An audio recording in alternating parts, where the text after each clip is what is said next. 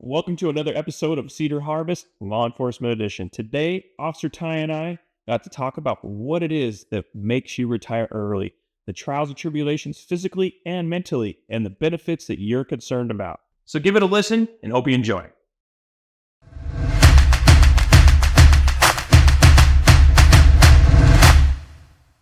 Officer Ty, welcome back, buddy.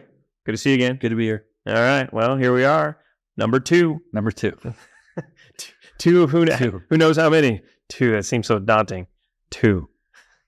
But anyway, glad you're here. Out there sweating away, I imagine. Yeah. Still hot. Terrible time to be. I feel terrible every time I drive by any law enforcement guy out there standing out there directing traffic, working an accident. Yeah. So you try to stay in your car as much as possible. So I guess that helps promote the thought process of early retirement. Yeah. You get asked quite a bit why you is that all that gear heavy, or is it, gets pretty hot, doesn't it? I'm like, It does. Yep. I would think that would be the best motivation of all, being out there in bad weather, but maybe not. Maybe it's the politics. Maybe it's the asshole people. I don't know. I don't know. I think you just get honestly, the weather stuff, you just get used to it. I've got to say, the majority of my friends and family that are in that profession seem to really like it. Yeah. They don't. If the only gripe I really hear are people who get upset at the political jockeying internally. I hear that's the most grumbling that I hear more than anything. Outside of that, the job is really. The job is fun. The job itself is fun. That's usually, I always tell people it's not really as many assholes as you deal with on the street. It's really the kind of usually internal stuff that frustrates people the most, and all the, not feeling like they're supported by upper management, things like that. That's usually the things that people really gripe about. It's not usually, going into it that you're going to be dealing with assholes. So that's not a big deal, but you don't expect to get it on the side of, the other cops. So I think that's where people get frustrated. Do you see a lot of people like jumping out of the job early because just the mental wear and tear the emotional side that some people maybe internalize from seeing all the terrible situations that you must roll up on? Do you see much of that for early retirement, or people just like, I want to do something else? I think when I started, no. I think now that mental health has become more, not prevalent, what's the word? There's been more of a focus on mental health, not just like military, but now they've started to focus, cops and firefighters see a lot of messed up stuff too. So maybe they need to, and I think once you start to get into that, I think more people have been pulling the plug early because of that. Because they're like, I don't need to see another, dead baby or, another really horrific accident or something like, things like that. So some people, they're not, I think in the past, it was always the, you put on, you don't show weakness. Like you're always on, doesn't matter. You hide your feelings. Yeah, you're tough. Hide your feelings. You don't talk about stuff like that. You don't tell anybody that you're hurting or whatever it is, and probably led to a lot of alcoholics and things like that, or other issues that came up because they'd find other ways to vent instead of talking about it with people. But one thing that I will give credit to our department that I work for, the department that I work for, is they put a big focus on it, and they're really big about, hey, talk about stuff. And, we offer counseling, go see counselors, and like their supervisors are good now where if they see something, maybe in the past they never talked about it, but now at least they'll go, hey, everything good with you? Like, can I get resources for you? Like things like that. So, that's good. Do people, I don't know, it seems like in a lot of government positions, and again, me being from Florence, which is generational government town. Yeah. Right? From law enforcement through, trying them and assessors and everything else in between pertaining to government regulations in a county environment. It seemed like the goal with majority of people that were non-law enforcement was to get to retirement as quickly as possible, start pulling their retirement, and then go right back into a different something else to kind of double dip. Yeah, to double dip, to get to that second retirement. I knew a guy who had 3 retirement pensions, and it seemed like that was the path, but not with law enforcement. It seems like I don't hear that so much, but I do hear like I'm trying to get to my 20, or I'm trying to get to my 25, I mean, do you have the option to stick around till you're 65? I mean, you could. You could? Yeah. And so do people, I mean, if you like the job, is it just because it's a physical wear and tear? It's, yeah, I mean, it does wear on you. Wearing all the gear, and I'll be the first to tell you, I have back issues from work. I have hip issues now from work, and and a lot of it, I herniated a disc in my back, like my second year on the job, doing like on duty. That led to, few years of dealing with having a herniated disc on the right side of my body, which caused kind of everything to kind of be off. But then you have belt and everything on your waist, which jacks you up when you're sitting in a car, because you do sit in a car quite a bit. Like, it's not all, yeah, you're out of your car doing stuff, but there's definitely a lot of time spent in your car, and it's not comfortable sitting in a car with a duty belt around your waist. I never thought about that. So it jacks, it makes you sit funky. Sit all funky, just to take weight off, pressure off, different pressure points. Yeah. And there's some of like the older cars that the newer cars, I shouldn't say that, because the newest cars that we have, I don't like the center consoles because they're much bigger. So it makes you have to sit weird again. There was a time frame for like the last, maybe the newest Tahoes that we're starting to get have this new center console, and it makes you have to sit, like, especially because of my gun's on my right side, and it hits on the thing. So I have to kind of adjust how I sit. But there's some of I guess they're older cars now, but like newer but older, but they had more room there. So I didn't have to do that. So I could just sit normally, and my gun would go next to the seat. Mm-hmm. It was fine. But then getting out of cars too, like, that's something I don't think people, and that was something I learned after I hurt my back, that most people don't get out of. I would say it's probably like 90% of people exit your car the wrong way, and that's eventually wears down the hip joint from that hip. Yeah. Instead of stepping out like that, instead of like turning your body and then stepping out, but then add gear onto that constantly. So then you're putting all this wear and tear on hips and all your joints down there, and it just and you're in and out of the car all day long. So that's just constant wear on that hip. So that makes sense. Yeah, I didn't realize why people got up, other than if it was physical or if it was mental, they just got tired of it. But makes more sense, probably both, but more likely the physical, huh? You think? I always tell myself that I was like I said in the last one, I didn't grow up wanting to be a cop, even though, like, you look back at things that my mom has stuff from when I was little, talking about how I wanted to be a detective and all this stuff. But like, to be like a patrol cop, like, I didn't grow up. That's not what I wanted to do.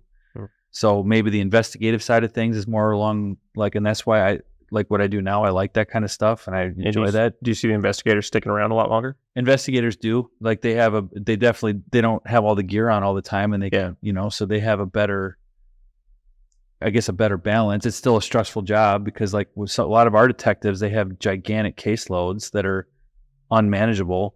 Like, you can't keep up with it. Like, we have property crime detectives and some of the other details where they just have, however many. I think one property crime detective told me that they had like 140 cases in their queue, and they're getting however many new ones a day in a week. Like, they're never going to catch up. So they have stuff where they're like months behind because they have to triage. They have to prioritize. Okay, this is a higher priority one. I got to focus on this one. Some of these other ones where I have, like, no follow-up and no suspect info, things like that, or no evidence, they're going to get pushed back. But then if you look at it from the grand scheme of things, from like a civilian perspective, every person, their case, no matter what it is important to them. Yeah. And if it gets pushed off because they don't have the evidence or they don't have any follow-up, the detectives see that, but the victim is, why the hell is mine taking? We got broken. Why is it 6 months that it's taking them to, Well, we got broken into here and nobody showed up. And just like, they took the call, the dispatcher took the call, and we told them kind of what was stolen, which was roughly around, I don't know, $20,000-$30,000 worth of gear. Yeah.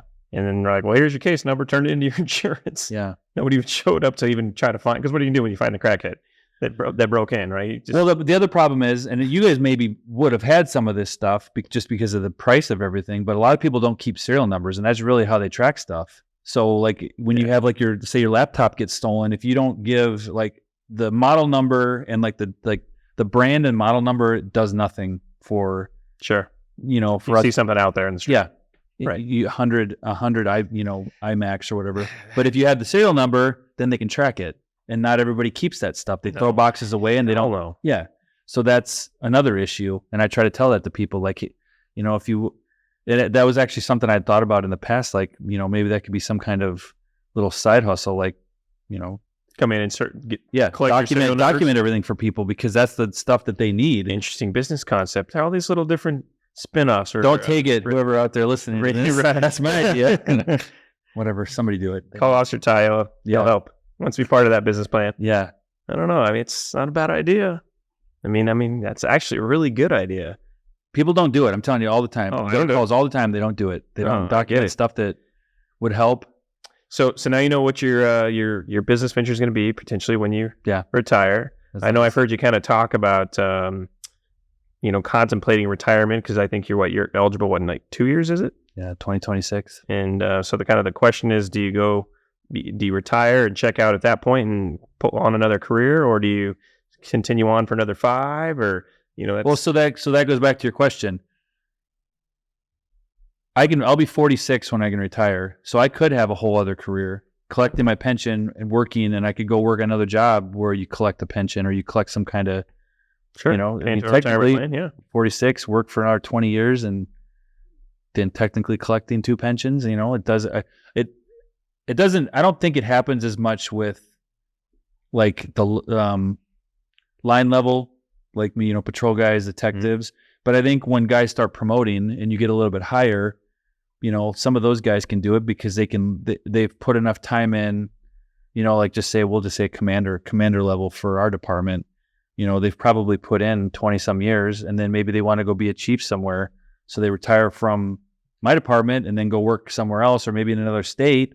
So now they're collecting the pension from here, and then they're building another one from this new department, It's the retired fire guys that I've talked to, or they were just fire, period. One gentleman who I know was the fire chief, I believe, there in Glendale, an assistant one in Phoenix. But I had a really good conversation with him on one of our father-daughter ski trips, and I had no idea how young the average lifespan of a firefighter was. I mean, they really die young. Oh, so do cops. And I didn't realize. I mean, have you heard those morbidity tables? Have you heard what's the average? I mean, well, theirs was like 67 or 68. Well, they say cops, it's usually like 5 years. Like it's 5 years after they retire. Crazy. So you work all those years to collect the pension, and then and that's what they say. Yeah, and that's why a lot of guys will keep working, because they say one of the reasons is you've spent 20, 25 years of just day in and day out stress, like high and low stress, where you're going, and that's one of the fun things about the job is also kind of one of the things that puts stress in your body. Like every day is a different day. Like just for example, today I go to a single car collision in the morning where this guy fell asleep and like had a seizure, runs into a pole, and then I go to another like burglary call, and then I'm going to another call where they think a guy is smoking drugs and he has a gun on him in front of a Fry's, and then I'm going up to the call that I was telling you guys about at the end of the day, where the Iraqi, Arabic speaking mom and dad, they want to get away from him because they think he's overbearing and he's like preventing them from leaving. So then you're dealing with that. So it's like up and down all day, and you do that for 40 hours a week for 20 years. It's really not good for you. And then a lot of the times, guys, like when I work third shift, guys don't eat well on third shift because there's really nothing open. So then you get into that, you're eating crappy, you're stressing your body constantly up and down, and then they retire and all that stuff goes away and your body's just like, enough. All right. Yeah. So, right. So, what's, if you don't mind me asking, that's like, what's part of your thought process on what's going to determine if you retire in 2 years or 5 years? I mean, how much of that, I guess, what percentage would you say is financially relative and compared to just a desire to get away from the job? Is it mainly financially driven? Honestly, it has nothing to do with financial stuff. I told myself, and like I said, I didn't get into law enforcement to be a patrol cop, and if I'm still in patrol when I hit 20, I'm more than likely going to leave and I'll go do something else.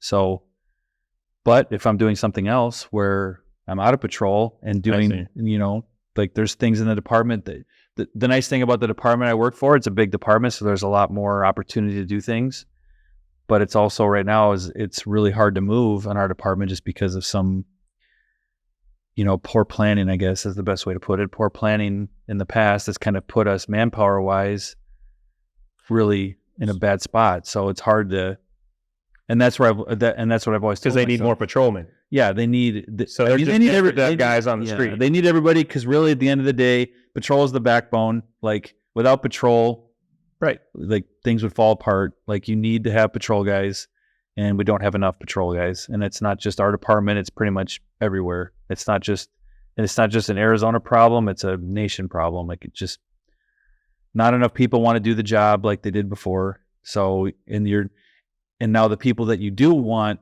or the people that do want to do it, are getting recruited by all these departments. So you have to really, as a department, you have to step your game up to be like, why should I go work for you as opposed to going to this department or this department? Like what makes me want to go here?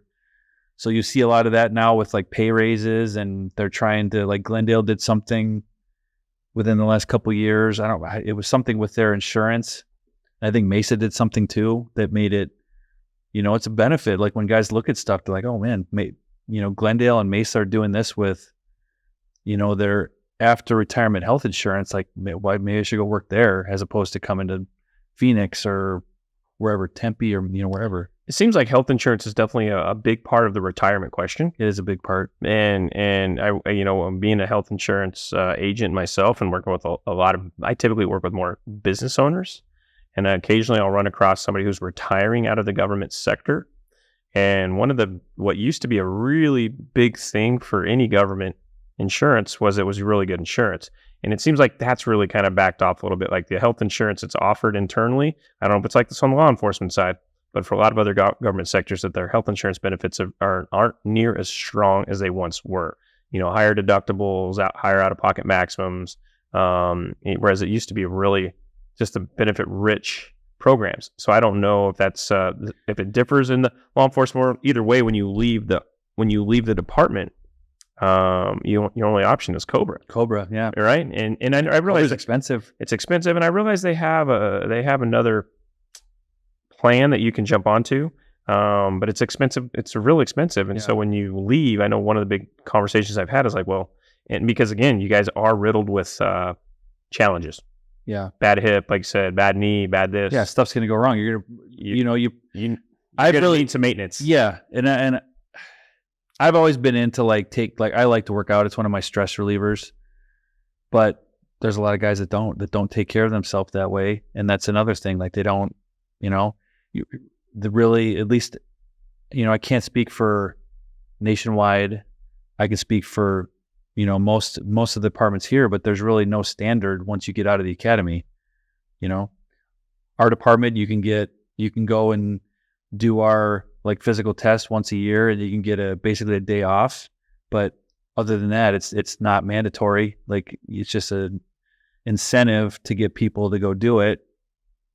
So, I mean, I think that's part of the problem too, is, you're don't take care of yourself, you don't eat right, you're stressed out constantly, up and down, all that stuff, like I said, and then it makes health insurance more important to you when you're getting older. And that's the thing. Like I know for a fact there's a guy that I work with. He's not on my squad, but he works in my precinct, and he's getting set to retire, and he didn't really take a lot of his, not just the pension.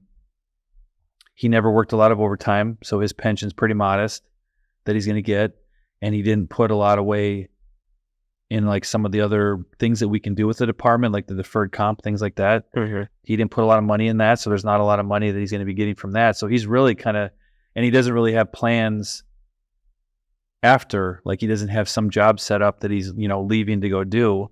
So he's kind of on a really set income.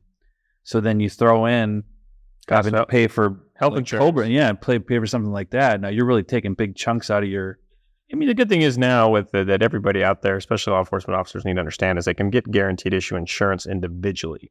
Before, you used to have to work for a company and to get group insurance to cover all your pre-existing conditions. Yeah. So the good news is people can find plans, but the bad news is for those people who are looking outside of going to another department, they're going to be in the individual market, and what people refer to as Obamacare. Because that takes on pre-existing conditions, and the networks are not as strong. Yeah. So if there's anything that's really strong about your guys' plan still, is that you have a large network of providers, hospitals, all the different healthcare system. And even being here in Central Phoenix, it's massive in the Obamacare stuff. But when you're used to just being able to go anywhere, right, and all of a sudden you're told you can't go there, it's kind of a slap in the face for you. And so I just talked to plenty of people, and I know they have a hard time with that. So, that being one of the financial concerns, what maybe other kind of financial concerns, because it sounds like finances aren't what are driving you. And it sounds like this other guy, finances aren't driving him. Either way, he's saying, I'm out. Yeah. Sounds like. Do you feel like obviously you have a calculator that you can go into on that you have access to see what you're going to be able to pull, and you can see how you can maximize that. So when you're on the job now, do you really fully understand do you have anything showing you the opportunity cost of putting your money over here versus putting your money in another vehicle? Yeah, there's stuff on there. There on our pension website, you can kind of mess with the numbers and see if I work. I think I kind of mentioned it before. You can go on there, like if I work this much, or if I get my high 3 to this number, this is what I'll get. If I stay 25 years and then do drop, this is what I'll get. This is what my drop will look like if I do it at 20 based on, so I can mess with those numbers. I haven't really messed around a lot with like my deferred comp and stuff like that. Like you can go into it, but I don't know that much about that stuff. So I've never really ever touched it. Like, so when you say you haven't touched this, you haven't funded it? Because that's an option, right? Or is it, you paid that? I have funded it, but I don't know enough about the things that they invest in to like mess with it, because there's ways for me to do it, like, kind of self-direct things, but I don't know enough about it where I would feel comfortable going in and messing with it. So I pretty much have just been, just don't touch it, just leave it there. Yeah. Just like basically pick a risk level, and then put it at that and just leave it alone. And that's pretty much what I've done. So is there a lot of, so I know the state has hired a company to help with the education side, and I guess they're available for you, correct? Do you find that a lot of the you and your colleagues are actually utilizing that? Do you feel like, not trying to throw them under the bus, just curious how much that benefit is utilized. Would it be helpful to talk to an independent person that's outside of the system? Is that something that is desired, not desired, discussed? I don't know how much how much people use it. It doesn't seem like every once in a while, maybe it seems like maybe like once a year, we'll get somebody from like Nationwide, because that's who the city contracts to do that stuff. Like our deferred comp is through Nationwide. Somebody will come in, and they'll come into briefings, and they'll talk about it. But really, other than that, unless you're reaching out to them, they don't really do that kind of stuff. And then even some of the the financial advisors that we can go to, like I use one, like I switched over to a financial advisor. I don't remember how years ago, from Nationwide. 5 years from Nationwide. They use, I believe, Charles Schwab is who they direct the funds through. And they have stuff on their website where you can go in and see podcasts or things like that, little snippets about this and that. But if they don't really come out to briefings and do that, and if they do, it's like once every couple of years they'll have somebody, and it's more to drum up business, like, hey, we're available, this is what we can do for you. And then, but the last time I remember, I couldn't even tell you the last time one of those, like somebody in that realm came out. And so what other, I'm just kind of curious about some of the other benefits that you guys have access to after retirement. So what, as far as like long-term care, is that something you guys have access to once you're retired? I realize if something were to happen to you now, I would assume that there's some benefits in place if you were to heaven forbid, getting a car rollover and be a paraplegic or something. There's a few different. Is that something that, I mean, when you're not working, do you guys have any kind of other benefit to assist outside of what money you've saved up?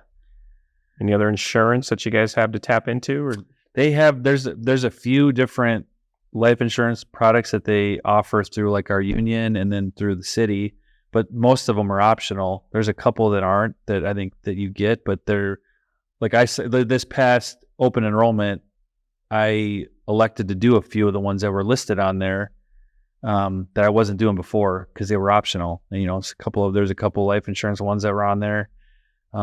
There's stuff. I'm curious to have a conversation about those, to see what you guys have access to, and you know, and see which ones are what are called portable. Yeah, I mean, you can, you know, take them with you when you leave, and how the costs adjust. Because I assume a lot of those insurance plans offered through group plans are typically there while you're employed. Well, so there's one that I know that we have, and I'm pretty sure it's only available to us while I'm working. And I really honestly don't know much about it. They call it a PEP account. There's one through Nationwide, but then there's also another smaller one that's through our union. I don't know much about it other than you can only use the funds while you're working. Is about the only thing I've ever been told. So but I don't, honestly, like I said, I don't know much else about it. That's something you fund. I believe that's it. I don't know much. I just see it like that's a good topic then for a future conversation. Yeah, right? Because I log into my Nationwide and I can see it there. I can see how much money's in it, but I'd have to look at like my statements. I don't know how. I don't remember if it's something I partially fund and then the city pays some of it too. And I think the one with our union, I think part of our dues that we pay go into that to pay it. So. Well, we'll have to, again, as we have, this is what, episode 2. Yeah. So as we... It's good. I mean, it's good for me because I honestly don't know. I know I can log into my Nationwide account. I see it there. I really don't know much about it. So. And I'm good at asking questions. Yeah. So I'll keep asking questions. You go find the answers. And then and we can bring those up in future topics. And that's kind of the goal of this whole podcast here, is to just kind of open it. Let's peel it back. Let's just have a conversation, see what you know, what you don't know. And I think that's actually, now that we're talking out, is what's going to drive our future topics. Yeah. You know, so like maybe for episode 3, maybe that we should just, talk about let's talk about your life insurance benefits. Let's get some information about those life insurance benefits and see what you have on the job, and when you leave, what you leave with. Yeah. And what you lose. And, and does it make sense to bring in some additional benefits? Does it matter to you? And why should it matter to you?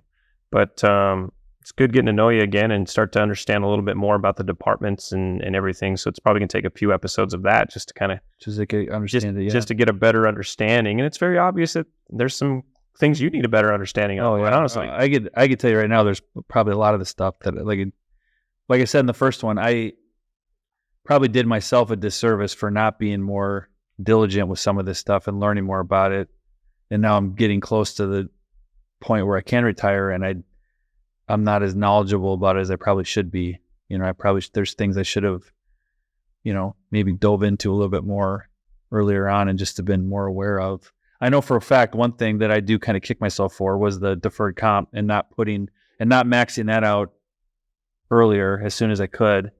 Because I know guys that basically when they started, they were maxing that sucker out, and they're, the money that they got in there is pretty good, it's pretty significant. And that deferred comp goes into a pre-tax account.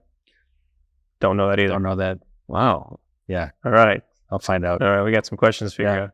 All right, man. Well, I think, episode 2 in the books, and we look forward to having more of these conversations, and we look forward to inviting those who are watching and to send in some questions for future episodes, because that's we're also looking for other guests just to come on here to have discussions. Our intention is to bring on financial professionals, lawyers, pension professionals, insurance professionals, but also just the everyday law enforcement officer to answer your questions in a very most layman's way possible. Right? That's the goal. Yep. So thanks, brother. Yep. Talk to you. Thank you.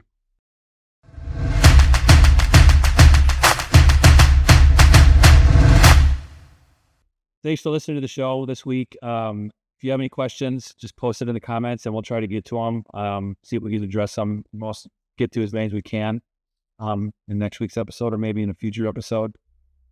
Our goal is to definitely look and find other professionals like yourselves who have the questions, right? Yeah. And want to be a guest, would like to come on and maybe showcase some of your expertise or some stories that you've heard to share, so people do not make the mistakes. There's a lot of people just want to hear, they want to learn through other people's failures. Yeah. If we missed something or we misspoke, let us know. Yep.